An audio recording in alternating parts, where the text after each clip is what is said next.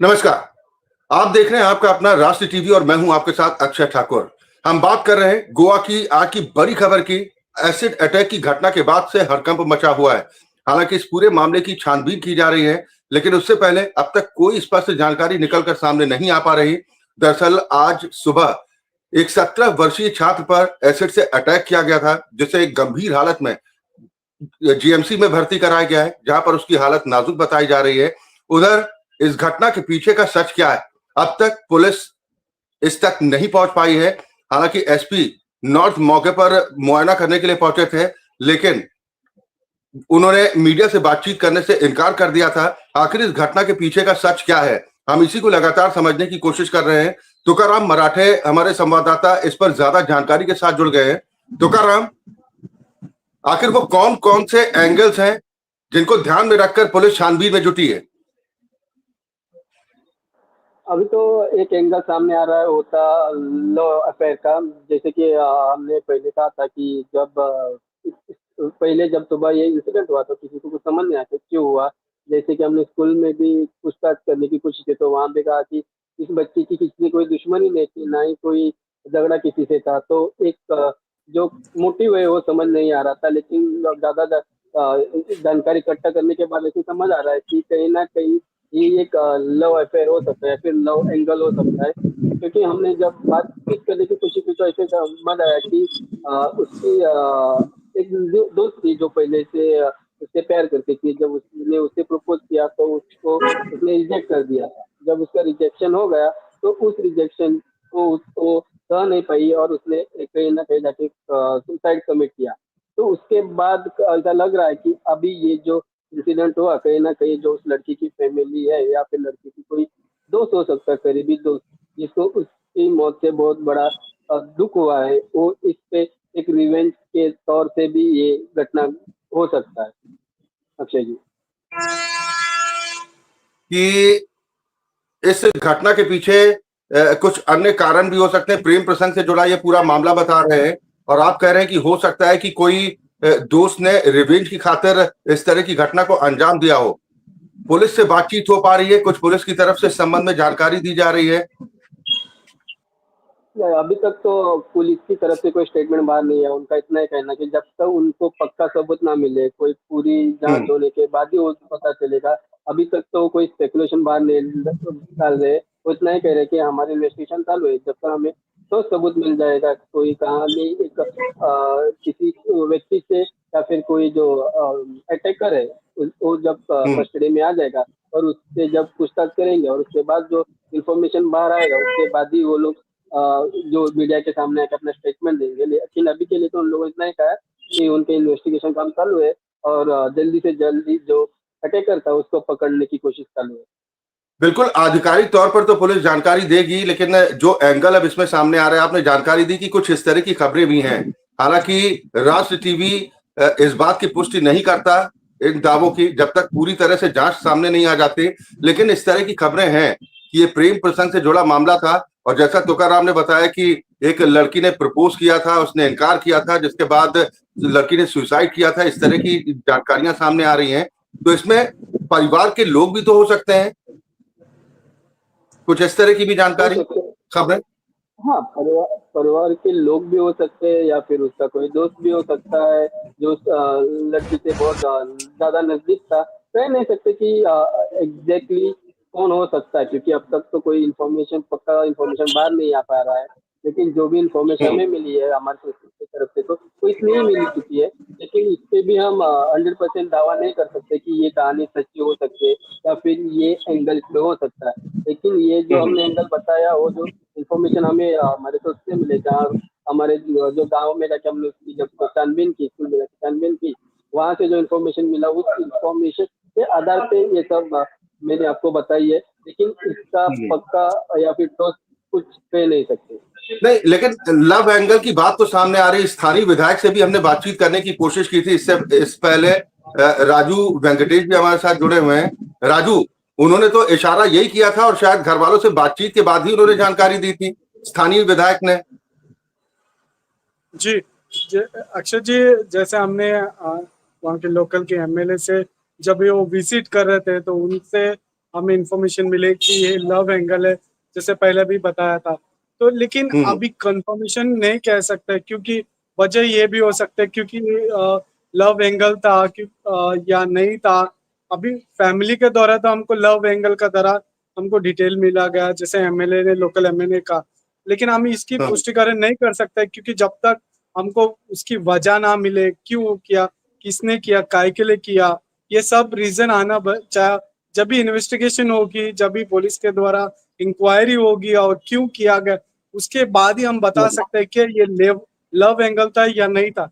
क्योंकि उससे पहला कहना कि मुश्किल है कि जब तक वो फैमिली के द्वारा ये तो पता चला कि रिवेंज के लिए, लव एंगल के रिवेंज के लिए उन्होंने किया, लेकिन इसकी नहीं तो पुष्टिकरण हम शुरुआती नहीं जांच कर। में ये अगर परिवार की तरफ से इस तरह की जानकारी मिल रही है तुकाराम, तो शुरुआती तौर पर तो ये कम से कम पुलिस को एक क्लू मिलता है कि अगर वो लड़का बिल्कुल इनोसेंट था, उससे किसी का कोई झगड़ा विवाद नहीं था, परिवार की भी किसी से टेंशन नहीं थी, तो आखिर वजह क्या थी? कोई क्यों इतनी बड़ी जघन्य वारदात को अंजाम देगा कि बाल्टी में एसिड लेकर पहुंचता है और सुबह स्कूल जाते समय अटैक कर देता है? ये लव ट्रायंगल वाला जो मामला तो है, ये ट्रायंगल घूम रहा है क्या? जी, अभी तक कि के लिए लड़की मैं ने इतना ही प्रपोज कहूंगा किया, कि लड़के ने मना किया, फिर उसने सुसाइड किया, कहीं कोई दूसरा लड़का उसे पसंद करता रहा हो, कुछ इस तरह की चीजें। हो सकता है, उसको भी हम पॉसिबिलिटी कह सकते हैं, ऐसा भी हो सकता है कि अगर कोई लड़का उस लड़की से प्रेम करता था और जब वो लड़की ने जान दे दी तो उस लड़के को भी कहीं ना कहीं दुख हुआ होगा कि इस लड़की से वो प्यार कर रहा था और किसी और लड़के के लिए जान देनी पड़ी उस लड़की को, तो वो एक गुस्सा लेके मन में भी बैठ के वो भी रिवेंज ले सकता है। लेकिन अभी के लिए मैं हम्म इतना ही कहूंगा कि जब पुलिस हॉस्पिटल में पहुंच चुकी थी, जब जो विक्टिम था, जो 88 था, उसको जब वार्ड में शिफ्ट किया गया था, तब वो बात कर रहा था, तो पुलिस ने उससे स्टेटमेंट ले चुकी है और उससे जो फैमिली में है उससे भी स्टेटमेंट ले चुका है। तो अभी इसके बाद जो इन्वेस्टिगेशन होगा वो उस स्टेटमेंट के आधार पर भी हो सकता है, क्योंकि जब विक्टिम खुद अगर कोई एंगल दे दे पुलिस को, तो उस एंगल से हम्म पुलिस जो है वो अपनी आगे की जो जांच है वो चालू कर सकती है। और हम ये भी कह सकते हैं कि जैसे कि उसके पिताजी ने कहा कि एक लव एंगल है, तो उस लव एंगल को भी नजर में रख के पुलिस इस केस की जांच कर रही है। वो भी जितने भी उसके दोस्त थे या फिर जितने भी उसके जहाँ जहाँ मतलब क्या फोन पे उसकी बात हुआ करती थी, तो उनके थ्रू वो हम्म। लोग जांच कर रहे हैं। उनको वो स्क्रीन पे उस लड़के का मोबाइल भी मिला है, जो विक्टिम है उसका मोबाइल। तो उस पूरे जांच के बाद ही वो एग्जैक्ट जो मोटिव है और जो अटैकर है उसके बारे में वो हमें प्रॉपर इन्फॉर्मेशन दे देंगे। बिल्कुल। सबसे पहले मापुसा प्राथमिक उपचार के लिए ले जाया गया था और उसके बाद हालत गंभीर देखते हुए जीएमसी रेफर किया गया था। राजू वहीं पर मौजूद थे और उन्होंने कोशिश की थी कि परिवार के लोगों से भी बातचीत हो जाए या फिर इस पूरे मामले को लेकर अब सियासत भी गर्म होती दिखाई दे रही है। मैं राजू आपसे ये जानना चाह रहा हूं कि जो जानकारी मिली थी कि तकरीबन 30% तक ये नाबालिग झुलसा है इस अटैक में, क्या वो बोल पाने की स्थिति में है? आपने जानकारी दी थी कि पीआई भी वहां पर पहुंचे हुए हैं, क्या पीआई ने किसी तरह की कोई पूछताछ की, बातचीत हो पाई? नहीं नहीं, अभी कंडीशन तो बात करने का सिचुएशन में नहीं है। जो स्टूडेंट थे और जो कॉलेज को जा रहे थे वो, लेकिन जैसे एमएलए ने कहा कि उन्होंने जाके बात कर, क्योंकि वो अभी कैजुअलिटी में, और कैजुअलिटी में हम्म उनकी ट्रीटमेंट चल रही है। और हमने ट्राई हम्म किया कि बात करने के लिए थी, क्योंकि क्या वजह हो सकती है, लेकिन बाद में हमको वहां तक कैजुअलिटी के अंदर अलाउड नहीं है, जैसे क्योंकि ट्रीटमेंट चालू है। और उसके बाद हमने जो एमएलए उनसे बातचीत करने की कोशिश की है, क्या वजह है और उनकी क्या ट्रीटमेंट चल रही है। तो उन्होंने कहा कि 30% तक जो राइट हैंड साइड है बॉडी जल गई और 30% तक ये कैजुअलिटी हो चुकी है। लेकिन बात करने का स्थिति में तो अभी फिलहाल नहीं है। जैसे इंस्पेक्टर पीआई थे, वो भी गए थे इंक्वायरी करने के लिए, क्या उनको हाँ। उनसे कमेंट्स लेने के लिए क्या एक्चुअली हुआ था। लेकिन हमें देखने को मिला कि वहां पे भी उनसे बातचीत नहीं कर पाए, बोल नहीं सकते थे, क्योंकि फेस पे पूरा ये जल गया है और स्किन बाहर, चले, आप तो वो बता रहे थे ट्रीटमेंट। कि अभी जो पीड़ित है वो बोल पाने की स्थिति में नहीं है, इसलिए पुलिस को थोड़ी देरी भी हो रही है। मैं तुका, आपने पुलिस के अधिकारियों से जानने की कोशिश की है कि कब तक इस पूरे मामले का सच सामने आ पाएगा? कितना इंतजार? जैसे कि हमने बात करने की कोशिश, एसपी से भी बात करने की कोशिश की थी, जहाँ पे वारदात पे लोग बाकी के पुलिस ऑफिसर आए थे, उनसे भी हमने बात करने की कोशिश की और उनसे पूछा कि ये केस कब तक सॉल्व होगा। तो अभी के लिए कह रहे हैं कि सिर्फ इतना ही कहेंगे कि जल्द से जल्द इस केस को सॉल्व करना है और जो भी इंफॉर्मेशन हमें मिल रहा है हम वो इकट्ठा कर रहे हैं और जितनी जल्दी हमें बाकी की चीजें सामने आने लगती है उसके ऊपर ही निर्भर करता है कि ये केस किस मोड़, कौन सा मोड़ ले सकता है और कितना इसको वक्त लग सकता है सॉल्व करने के लिए, क्योंकि अभी तक उनके पास एग्जैक्ट एविडेंस कुछ भी नहीं है जो उसे प्रूव कर सके कि वो जो अटैकर था वो कौन था और किस वजह से उसने उसके ऊपर अटैक किया, और ना ही उस एरिया में कोई सीसीटीवी फुटेज थी या फिर सीसीटीवी कैमरा था जो सीसीटीवी फुटेज से उनको जो जांच करने में आसानी हो। तो उनके लिए एक ब्लाइंड केस भी हो सकता है क्योंकि उनके पास कोई एविडेंस नहीं है, और अगर जब तक जो विक्टिम है और अगर विक्टिम उसको आइडेंटिफाई कर सकता है तो, लेकिन विक्टिम अभी तो बहुत गंभीर है तो वो भी बातचीत करने की एक स्थिति में नहीं है, तो कह नहीं सकते कि इस केस को कब तक वक्त लग गया, लेकिन पुलिस कह रहे है कि जल्द से जल्द इस लेकिन केस की बड़ा सवाल इस बात को लेकर भी तुकाराम उठेगा ना कि इस घटना को 6 घंटे से ज्यादा का वक्त हो चुका है, अब तक स्कूटी की भी पहचान नहीं हो पाई, आरोपी कौन थे इस बात की भी पहचान नहीं हो पाई, जबकि लव एंगल का मामला भी सामने आ रहा है, या फिर पुलिस अभी डिटेल देने से बचने की कोशिश कर रही है। क्या पुलिस की तरफ से कोई प्रेस ब्रीफिंग वगैरह हो सकती है? हाँ जरूर हो सकती है, अगर शाम तक अगर उन लोगों ने केस को सॉल्व कर लिया या फिर कोई उनके पास पक्का सबूत मिल गए तो उसके ऊपर जो स्टिल नोट है वो ब्रीफ कर सकते हैं। उन्होंने कहा कि जब डिटेल्स उनके सामने आएंगे, जब कोई पक्का सबूत उनको मिलेगा तो उसके बाद वो मीडिया के सामने आएंगे और सब चीजें सामने रखेंगे करके। तो अभी देखना है कि कब तक इनके पास सब डिटेल्स आके वो मीडिया के सामने अपना बयान देंगे या फिर मीडिया को ब्रीफ करेंगे कि इस केस के ऊपर उनका क्या अपडेट है। सियासत भी अब इस मामले को लेकर तुकाराम लगातार गर्म होती जा रही है। तमाम विपक्षी दलों की तरफ से सवाल उठाए जा रहे हैं कि गोवा की कानून व्यवस्था पूरी तरह से ध्वस्त हो चुकी है। यहाँ पर अपराधों का ग्राफ लगातार बढ़ता जा रहा है, रेप की घटनाएं हो, मर्डर हो या फिर इस तरह के एसिड अटैक, लगातार घटनाएं बढ़ रही हैं। क्राइम कंट्रोल क्यों नहीं हो पा रहा? जी हाँ, हमने देखा है कि जब ये इंसिडेंट हुआ उसके बाद जब मीडिया में न्यूज़ बाहर आने लगा तो बहुत सारे जो अपोजिशन थे या फिर पॉलिटिकल लीडर्स थे उनके रिएक्शन बाहर आने लगे। हमने सरकार को टारगेट करते हुए कहा कि गोवा में जो लॉ एंड ऑर्डर सिचुएशन है वो बिगड़ चुका है। अभी लोगों में इस लॉ एंड ऑर्डर के लिए कोई डर नहीं रहा है, अभी कोई पुलिस को डर नहीं पा रहा है, क्योंकि हमने देखा है कि बहुत सारे केसेस में ऐसे पाए मिलते हैं कि जो पुलिस है वही इन्वॉल्व है। जैसे कि हमने कहा था कि बस्तौरा केस में भी हमने देखा कि कुछ 2-3 पुलिस कांस्टेबल के नाम भी आ रहे थे। तो ऐसा लग रहा है कि जब पुलिस ही क्राइम में इन्वॉल्व हो रहे हैं तो फिर जो आम आदमी है वो क्यों क्राइम करने से डरेंगे। यही बहुत सारे चीजें जो है अपोजिशन कह रहे हैं कि इतने सारे जब क्राइम बढ़ रहे हैं गोवा में और नहीं तो सवाल तो फिर उठेगा ना कि डीजीपी साहब क्या चैन की नींद सो रहे हैं या उन तक जानकारियां नहीं पहुंच रही हैं कि अपराध बढ़ रहा है, उनकी तरफ से कोई इंस्ट्रक्शन नहीं? कह नहीं सकते। जब भी हम डीजीपी से बात करते हैं तो वो इतना ही कहते हैं कि हम हर एक चीज इन्वेस्टिगेट कर रहे हैं, और जो भी क्राइम होता है उसके बाद हम कोशिश करते हैं तो वो कहते हैं कि इन्वेस्टिगेशन चालू है। और हमने देखा कि बहुत बार उन लोगों ने ये भी कहा जो गोवा में क्राइम रेट है बहुत कम है और डिटेक्शन रेट बहुत हाई है, और गोवा अगर इंडिया से कंपेयर किया जाए तो गोवा में जो डिटेक्शन रेट है वो सबसे हाई है।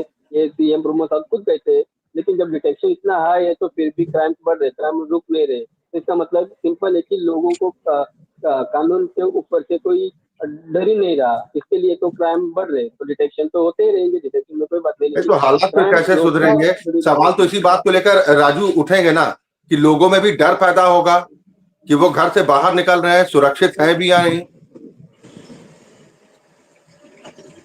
राजू जी जी, आपका आवाज नहीं आ रही है। राजू लोगों में डर इस बात को लेकर होगा ना, जिस तरह से घटनाएं ऐसी बढ़ रही हैं, लोग तो खुद को सिक्योर नहीं समझेंगे कि वो घर से बाहर निकल रहे हैं, सुरक्षित घर वापस लौटेंगे भी या नहीं। जी अक्षय जी, आपने सही कहा, क्योंकि अगर एक डर होता, अगर पुलिस की कोई एक्शन होती तो ऐसे दुर्घटना नहीं देखने को मिलता कि हम दिनों के हर दिन एक एक नए नए देख रहे हैं। कभी मर्डर हो रहा है, कभी रेप हो रहा है, कभी असोल्ट हो रहा है। सो ऐसी दुर्घटना घटती जा रही है, यानी कि कहीं ना कहीं लगता है कि जो लॉ एंड ऑर्डर है वो कंट्रोल में नहीं। अगर लॉ एंड ऑर्डर कंट्रोल में रहता तो कहीं ना कहीं लोगों के डर रहता। और दूसरी बात आपने कहा कि लोग सुरक्षित नहीं पहुंच पा रहे हैं, क्योंकि लोगों के मन में भी है कि कहीं पे भी जाएंगे तो कुछ ना कुछ हो जाएंगे और कहीं ना दुर्घटना हो जाएंगे। सो लोगों के अंदर भी ये डर है, क्योंकि अगर लॉ एंड ऑर्डर ठीक से रहता, लोगों के अंदर डर नहीं रहता। अगर लोग ही डर है, मतलब कहीं ना कहीं हमें दिखता है कि लॉ एंड ऑर्डर कंट्रोल में नहीं है। अगर कंट्रोल, क्योंकि उनका अगर मेन इम्पोर्टेंट ये है कि लोगों के अंदर डर नहीं है, ये चीज हमको देखने को मिलती है। अगर अगर डर रहता तो लोगों के बीच में ये देखने को मिलता कि हमारे सुरक्षा के लिए पुलिस है, सब प्रशासन है, जो कुछ भी हो जाएगा कहीं ना कहीं एक्शन लिया जाएगा। लेकिन अभी हमको देखने को मिलता है कि कहीं ये लोगों के बीच में ये बातें नहीं चल रही। हमने 2-3 लोग को हॉस्पिटल में, जैसे सुबह आपको दिखाया था कि हॉस्पिटल में पूछताछ की हमने, लोग कह रहे हैं कि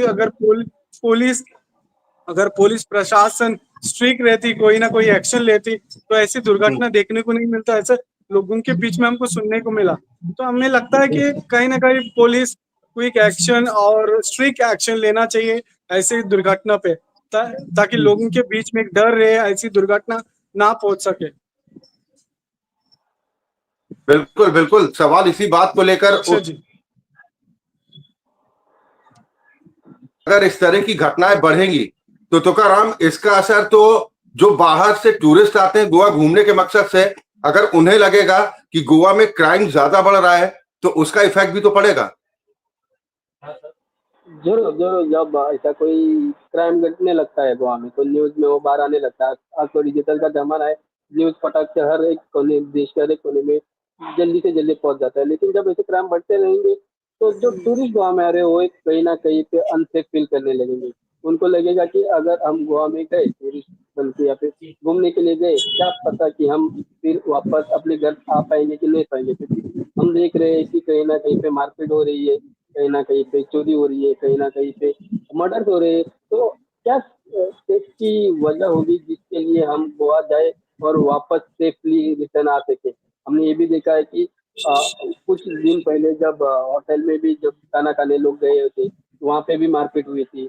कितनी बार तो हम देखते हैं कि जब टूरिस्ट कोई गाड़ी लेके बाहर निकलता है, कहीं ना कहीं से छोटे छोटे कारण की वजह से उनको भी मार खाना पड़ता है गोवा में। तो वो कहाँ पर हो रही है देखे तो ये पुलिस से गलती कहां पर हो पा रही है? क्या मॉनिटरिंग ठीक से नहीं हो पा रही है, पुलिस की गश्त ठीक ढंग से नहीं हो पा रही है, या फिर सीसीटीवी जैसे इंतजाम होने चाहिए, कैमरे लगे होने चाहिए, इनकी वजह से ये चुनौती और ज्यादा बढ़ी है?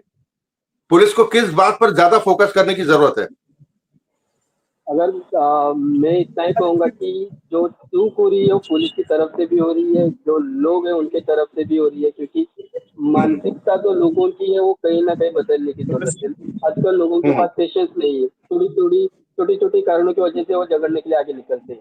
तो उसके लिए भी जो लोग अपनी मानसिकता है, जो अपने पेशेंस है, उस पर भी कंट्रोल करना बहुत जरूरी है। सेकेंडली ऐसे लोगों के लिए ही तो कानून का डर होना चाहिए ना, और ये जिम्मेदारी तो पुलिस की है।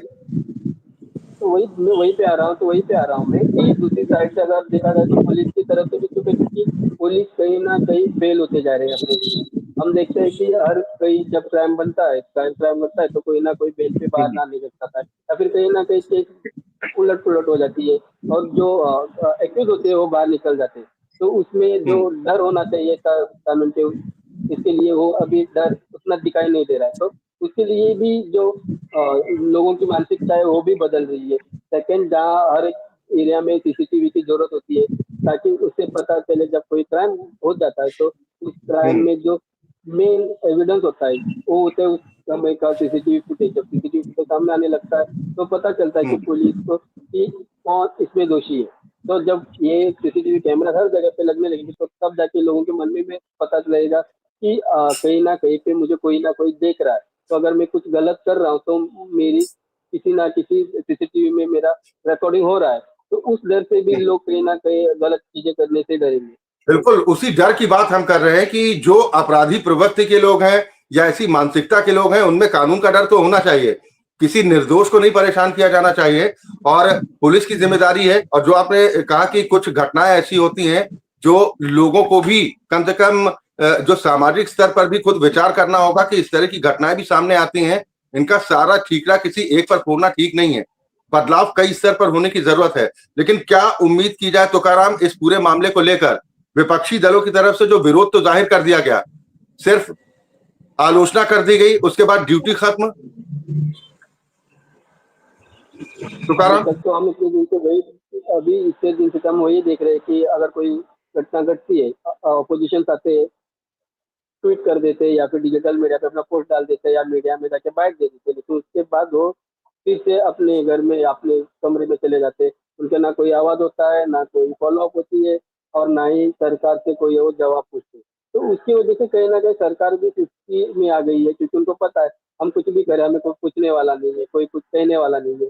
तो दोनों तरफ से हम देखते हैं, अगर अपोजिशन अपना काम करने लगे प्रॉपर ढंग से, प्रॉपर तरीके से अगर फॉलो करने लगे, अरे जब तक सॉल्यूशन ना मिले तब तक अपोजिशन गवर्नमेंट को टारगेट करते रहेंगे, तब जाके गवर्नमेंट कहीं ना कहीं टेंशन में आ जाएगा। तब जाके कहीं ना कहीं जो अपने प्रशासन है और जो सिस्टम है सरकार के अंदर, उनके जो स्क्रूज है वो टाइट करने लगेंगे। तब जाके जो बाकी के जो सिस्टम में जो लोग काम कर रहे हैं, तो पुलिस हो, कलेक्टर हो, जो बाकी के सारे जो लॉ एजेंसीज हो, वो काम करने लगेंगे, और तब जाके कहीं ना कहीं पे ये इंसिडेंट कम होने लगेंगे।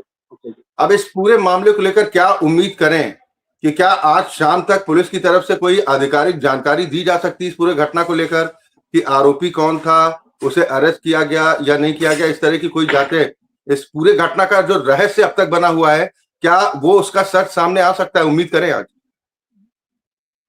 उम्मीद तो हम कर रहे हैं कि आज शाम तक कोई ना कोई जो पुलिस डिपार्टमेंट है वहाँ से कुछ ना कुछ स्टेटमेंट आए, कहीं ना कहीं जो इस केस के लिए कुछ ना कुछ ब्रेक थ्रू मिले। और उसके बाद जब एसपी जो नॉन थे उन्होंने कहा था कि मीडिया के सामने बाद में ब्रीफ करेंगे, तो हम उसी उम्मीद पे है कि कहीं ना कहीं से इस केस का कुछ ना कुछ ब्रेक थ्रू मिल के और मीडिया के सामने आके हमें कुछ इन्फॉर्मेशन देंगे, तब जाके पता चलेगा कि ये इंसिडेंट किस लिए हुआ और किस चीज से हुआ। चले बिल्कुल, तुकाराम और राजू, आप दोनों इससे बड़ी खबर पर अपनी नजर लगातार बनाए रखें। पल पल की अपडेट हम अपने दर्शकों तक पहुंचाते रहेंगे। फिलहाल बहुत शुक्रिया इस खबर पर तमाम जानकारी और अपडेट हमारे दर्शकों तक पहुंचाने के लिए। तो अब तक इस घटना का रहस्य सामने नहीं आ पाया, कई तरह की खबरें हैं, लेकिन राष्ट्र टीवी इन खबरों की पुष्टि नहीं करता है। लेकिन हाँ, ये जरूर जानकारी हम आपको दे रहे हैं कि इस तरह की खबरें चल रही हैं कि लव ट्रायंगल से जुड़ा मामला हो सकता है और बदले की भावना के तहत इस घटना को अंजाम दिया जा सकता है। हालांकि पुलिस की तरफ से इस पर अभी कोई रिएक्शन सामने नहीं आ रहा है। पुलिस कह रही है कि हम जांच कर रहे हैं और बहुत जल्द इस राज से पर्दा उठ जाएगा कि नाबालिग पर अटैक किसने किया और क्यों किया। इस पर पहुंचाते रहेंगे। आप जुड़े रहेंगे राष्ट्र टीवी के साथ।